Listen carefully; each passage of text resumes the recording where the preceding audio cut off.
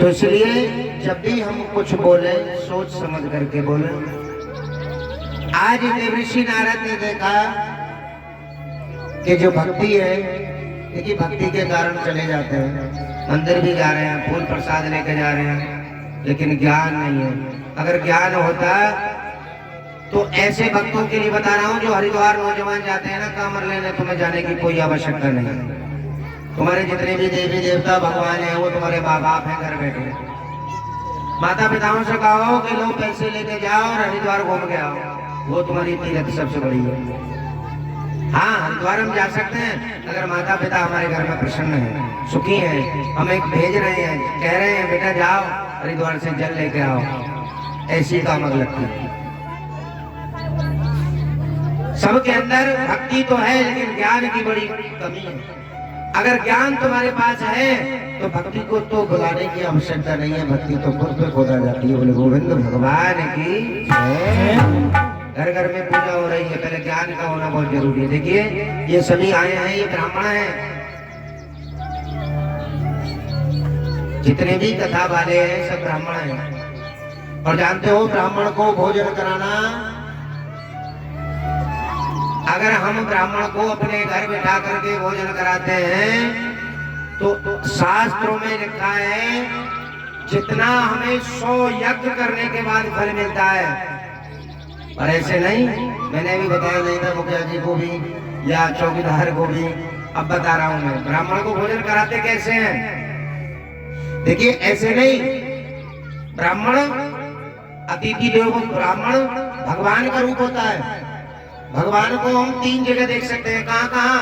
एक तो गौ माता में, एक संत में, एक ब्राह्मण में, 3 जगह साक्षात भगवान है। और मानो तो गंगा माऊ, नहीं तो बहता पानी। ब्राह्मण को भोजन कैसे कराते हैं सब सुन लीजिएगा। ऐसा नहीं कि जैसे आप प्रतिदिन खा रहे हो, दाल बना ली या रोटी बना ली। स्पेशल अगर तुम्हारे घर कोई मेहमान आ जाए, मेहमान ऐसा वैसा नहीं, तुम्हारे पर्सनल मेहमान आ जाए कोई अच्छे वाले, बेटी वालों की तरफ से, बेटा वालों की तरफ से, तो उनके लिए भोजन कैसा बनाओगे? अच्छा से बनाओगे ना? या तो पनीर लेके आओगे, या छोले बनाओगे, या उड़द बनाओगे, कोई भी अच्छी सब्जी बनाए, 2 सब्जी बनाएंगे, खीर भी बनाएंगे। स्पेशल भोजन कराया जाता है ब्राह्मणों के लिए। और भोजन कराने के बाद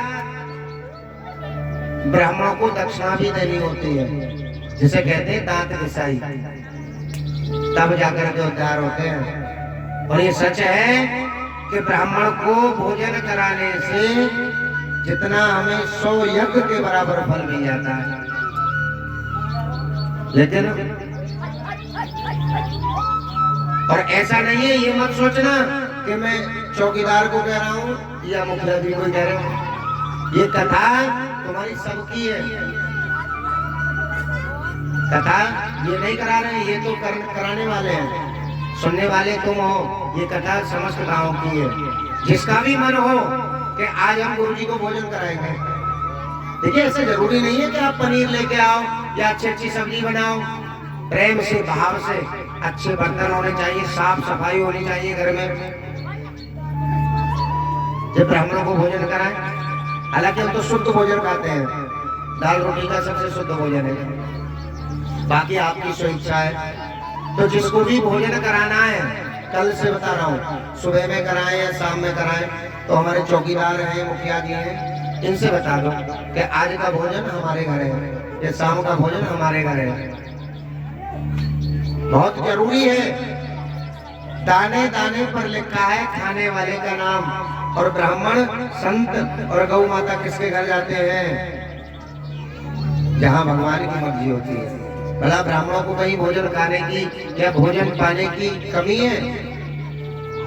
कोई कमी नहीं है। लेकिन ब्राह्मण उसके घर जाकर के भोजन करते हैं जिसके घर भगवान की मर्जी होती है। बोले गोविंद भगवान की जय। आज नारद जी ने कहा कि ये कैसे? दोनों तुम्हारे बेटे हैं, बूढ़े हैं, तुम जवान हो, मैं इसलिए रो रही हूँ, भक्ति कर रही हूँ। नारद जी ने उन्हें भागवत कथा सुनाई। देखिए भागवत जी में कितनी महिमा है। भागवत कथा सुनाई नारद जी ने बैठ करके दोनों बच्चों को, जो बूढ़े बड़े थे मूर्छित अवस्था में, और भागवत जी सुन करके वो जवान हो गए। जब वो जवान हो सकते हैं, देखिए मैं सच्चाई बता रहा हूं, अगर किसी को दर्द रहता हो, कहीं पैर में दर्द हो, हाथ में दर्द हो, सर में दर्द हो, बीमारी हो, तो घर से चले कि मैं चामुंडा मैया पर जा रही हूँ या जा रहा हूँ, सच्चे भाव से सच्चे मन से माथा टेक करके माँ के सामने और कथा पंडाल में बैठ जाओ। अगर तुम्हारे मन के भाव अच्छे हैं तो मैं व्यास पीठ से कह रहा हूँ तुम्हारी पीड़ा नहीं होगी, यानी दर्द नहीं होगा। और जो किसी को ज्यादा परेशानी है भी तो हम जल पढ़ के भी दे देते हैं। किसी को जैसे ज्यादा परेशानी हो जाती है तो जल पढ़ के भी दे देते हैं। दूसरी बात, परसों कान्हा जी का जन्म होगा। किसी के अगर बेटा नहीं है, किसी बहन पर अगर पुत्र नहीं है या कोई बच्चा नहीं है, तो वो अपनी गोद भरवा ले। कान्हा जी के सामने यही भागवत जी में गोद भर दी जाती है। भगवान की ऐसी कृपा है कि देखिए आपसे दूर नहीं है, सुल्तान खैर गांव है। 2 महीने पहले कथा की है और अब 18 तारीख से फिर कथा है। वही बहुत बड़ी कथा है, भव्य कथा है नवरात्रों में।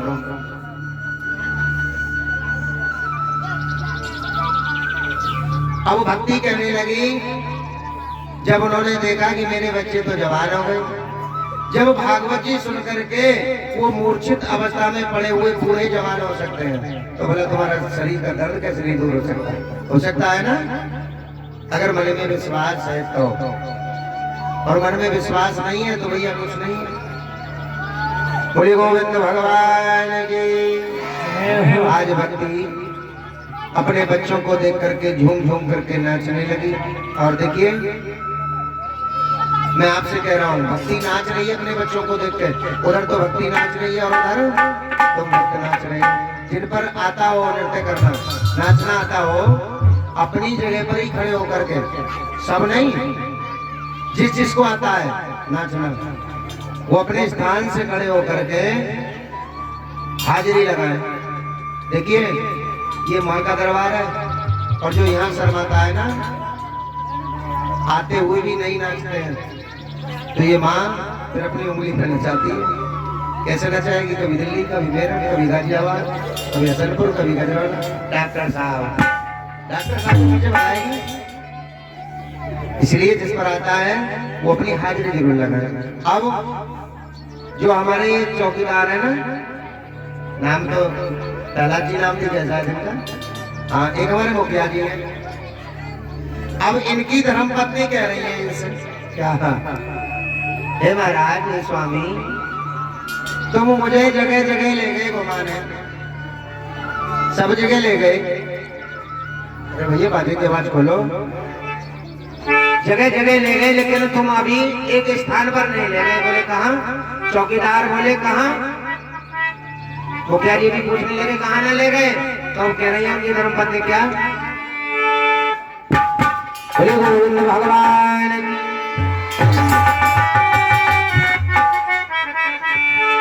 और पिया रे तने खोड़ी नाए घुमाई रे जा मोहन राम बसी। पिया रे तने खोड़ी नाए घुमाई जा मोहन राम बसी।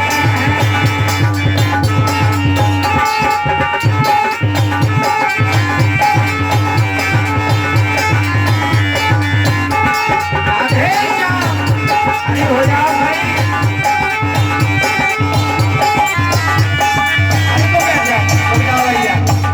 हे भगवान, ये पहले नाचे, तुम बैठ जाओ। चटरिया पटरिया। हाँ